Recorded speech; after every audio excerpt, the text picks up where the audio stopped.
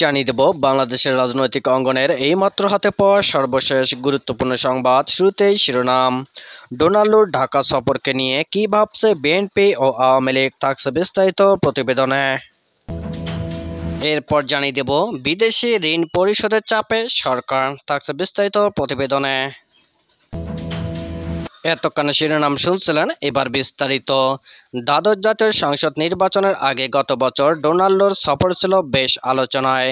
সরকার পতনের এক দফা আন্দোলন করা বিএনপি বেশ চাঙ্গা হয়ে উঠেছিল। ভোট হয়ে যাওয়ার 4 মাস পর যুক্তরাষ্ট্রের এই সহকারী পররাষ্ট্রমন্ত্রী আবারও ঢাকায় আসছেন। তবে লুর সফরকে এবার খুব একটা গুরুত্ব দিচ্ছে না বিএনপি। দলটির মহাসচিব বলছেন, কে আসলো আর কে গেল তা নিয়ে মাথা ঘামানোর সময় নেই। তবে আওয়ামী লীগ বলছে, দুই দেশের সম্পর্ক নতুন উচ্চতায় নিতে এ সফর গুরুত্বপূর্ণ।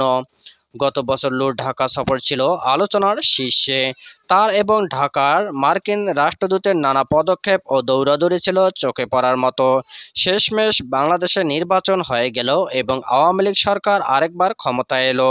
সেই ডোনাল্ডো যখন আবার ঢাকায় পা রাখতে যাচ্ছেন, তখন স্বাভাবিকভাবেই প্রশ্ন উঠছে, এটা কি সম্পর্ক পুনরুদ্ধারের মিশন নাকি অন্য কিছু? এই বিষয়ে পররাষ্ট্র সচিব মাসুদ বিন মোমেন বলেন, নতুন সরকার গঠিত হওয়ার পর লুর প্রথম সফর হবে এটা। তার আসার সেটাই উদ্দেশ্য নিশ্চয়। নির্বাচনের আগে যে যে চিত্র ছিল, এখনকার চিত্র সম্পূর্ণ ভিন্ন। নতুন সরকার গঠিত হয়েছে, স্থিতিশীল একটি সরকার রেগুলার কর্মকাণ্ড এগিয়ে নিয়ে যাচ্ছে। আমরা বিভিন্ন দেশের সঙ্গে সম্পর্ক এগিয়ে নিয়ে যাচ্ছি। সুতরাং সব দেশ এখন আমাদের সঙ্গে এনগেজড হতে চায়।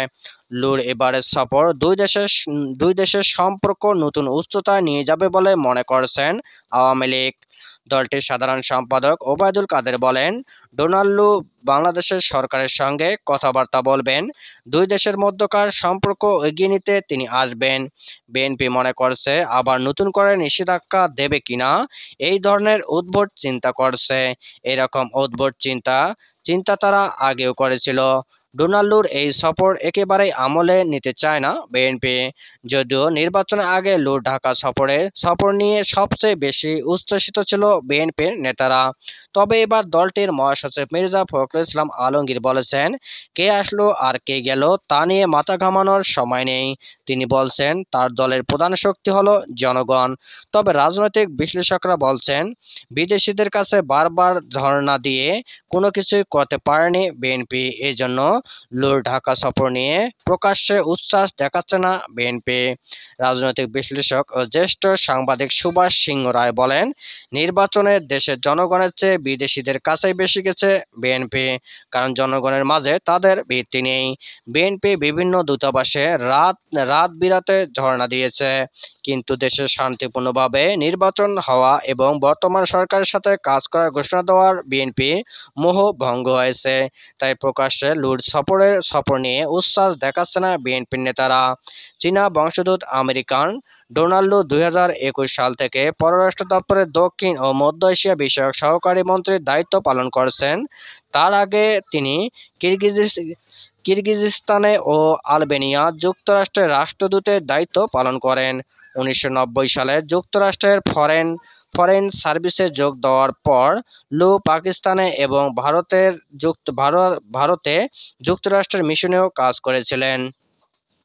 পাকিস্তানে গত 2 বছর আগে প্রধানমন্ত্রী ইমরান খানকে উৎখাতের ক্ষেত্রে লুর বিরুদ্ধে অভিযোগ উঠেছিল। আন্তর্জাতিক মুদ্রা তহবিলের IMF $4.5 বিলিয়ন ঋণ পেতে বিভিন্ন শর্ত মানতে হচ্ছে বাংলাদেশকে। প্রাতিষ্ঠানিক সংস্কার করতে হচ্ছে। এসব শর্ত অর্থনীতিতে চ্যালেঞ্জ আরও বাড়িয়ে তুলেছে। সর্বশেষ একদিনে ডলারের দাম 60 টাকা বাড়ানো হয়েছে। এতে ডলারের বিপরীতে টাকার মান কমেছে 6.36%। ডলারের এই দর বৃদ্ধিতে চাপ তৈরি হবে বিদেশি ঋণ পরিশোধে। পাশাপাশি দেশের বৈদেশিক মুদ্রা রিজার্ভ কমে $18 বিলিয়ন ঘরে নেমে আসার আরেক চাপ তৈরি হয়েছে। অর্থনীতিবিদরা বলছেন, বাংলাদেশের উন্নয়ন ব্যয়ে বড় অংশের যোগান আসে বিদেশি ঋণ সহায়তায়। এই ঋণের সুদ ও আসল পরিশোধে সরকারের ব্যয় তখন ক্রমেই বাড়ছে। ডলারের দাম বৃদ্ধির কারণে সুদ হার বেড়ে যাবে, বাড়বে সংকট। সরকারি, বেসরকারি, বিদেশি ঋণ আরও ব্যয়বহুল হবে, পুঁজিবাজার থেকে বিদেশি বিনিয়োগ প্রত্যাহার বেড়ে যাবে। বিদেশি ঋণের সুদ ও আসল পরিশোধ বাবদ চলতি অর্থবছরের গত ৯ মাসে আগের অর্থবছরে একই সময়ের চেয়ে ৬৭% বেশি টাকা ব্যয় করতে হয়েছে ডলারের হিসাবে, যা ৪৮% বেশি। ডলারের দাম নতুন করে আরেক দফা বেড়ে যাওয়ায় বিদেশি ঋণ পরিশোধে বড় ধরনের চাপ তৈরি হলো। শুধু মুদ্রার অবমূল্যায়নের কারণেই সমপরিমাণ সুদ-আসল পরিশোধে বেশি টাকা দরকার হবে। বিদেশি ঋণের সুদ ও আসল পরিশোধে সরকারের ব্যয় ক্রমেই বাড়ছে। অর্থনৈতিক সম্পর্ক বিভাগ ইআরডি তথ্য অনুযায়ী বিভিন্ন দেশ ও দাতা সংস্থার চলতি অর্থবছরে ২০২৩-২৪ প্রথম ৯ মাসে অর্থাৎ জুলাই থেকে মার্চ মাস পর্যন্ত বাংলাদেশের অনুকূলে ঋণের অর্থ ছাড় হয়েছে $৫৬৩ কোটি। এ সময় সরকারকে বিদেশি ঋণের সুদ ও আসল পরিশোধ করতে হয়েছে $২৫৭ কোটি ১৫ লাখ। সেই হিসাবে অর্থবছরের প্রথম ৯ মাসে বাংলাদেশের অনুকূলে ঋণ হিসেবে ছাড়কৃত অর্থের অর্ধেকের কাছাকাছি প্রায় ৪৬% ব্যয় হয়েছে ঋণের কিস্তি, সুদ, আসল পরিশোধে। এর আগে ২০২২-২৩ অর্থবছরে একই সময়ে জুলাই থেকে মার্চ দেশে বিদেশি ঋণের অর্থ ছাড় হয় $৫৩৬ কোটি ৩০ লাখ, আর ওই সময়ে ঋণ পরিশোধ, আসল ও সুদ ব্যয় হয় $১৭৩ কোটি ৩ লাখ, যা ছাড়কৃত অর্থের ৩২.২৬%। গত ৯ মাসে শুধু সুদ পরিশোধের পরিমাণ $১০৫ কোটি ৪৯ লাখ। গত অর্থবছরে একই সময়ে যা ছিল $৪৮ কোটি ৫৯ লাখ। গত ৯ মাসে আসল পরিশোধ হয় $১৫২ কোটি, যা গত অর্থবছরে একই সময়ে ছিল $১২৪ কোটি। ইআরডি তথ্য বলছে, গত ৯ মাসে বিদেশি ঋণের সুদ আসল বাবদ $২৮,২৮১ কোটি পরিশোধ করতে হয়েছে গত অর্থবছরে একই সময়ে, যা ছিল $১৬,৯৬৫ কোটি। টাকার হিসাবে ৬৬.৭% বেশি পরিশোধ করতে হয়েছে। এক বছরের ব্যবধানে টাকার মান কমেছে 25%। নতুন করে টাকার মান কমায় শুধু এ কারণেই পরিশোধের চাপ বাড়বে। সূত্র জানায়, বাড়তি ব্যয় যোগানে ডলার সরবরাহ বাড়ানোর চেষ্টা করছে সরকার। এজন্য বিভিন্ন সহযোগীদের কাছ থেকে বাজেট সহায়তা পাওয়ার তৎপরতা বাড়ানো হয়েছে। একই উদ্দেশ্যে প্রকল্প ঋণ বাড়ানোর চেষ্টাও চলছে। এর মধ্যে বিশ্বব্যাংকের কাছ থেকে $৫০ কোটি আগামী জুনের মধ্যে পাওয়ার সম্ভাবনা রয়েছে। এর বাইরে বাজেট সহায়তা হিসেবে বহুপাক্ষিক উন্নয়ন সহযোগী বিশ্বব্যাংক, এশীয় উন্নয়ন ব্যাংক এডিবি, এশীয় অবকাঠামো বিনিয়োগ ব্যাংক এআইআইবি এবং দ্বিপক্ষীয় উন্নয়ন সহযোগী ফ্রান্স সাহায্য সংস্থার বিভিন্ন সংস্থার কাছ থেকে বাজেট সহায়তা পাওয়ার চেষ্টা করছে সরকার।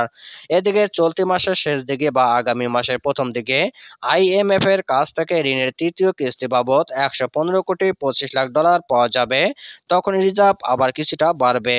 এর কারণ হলো আর্থিক মুদ্রা, রাজস্ব, জ্বালানি সহ বিভিন্ন খাতে যেসব শর্ত দিয়েছিল তারা, এর বেশিরভাগই সরকার এর মধ্যেই পালন করেছে।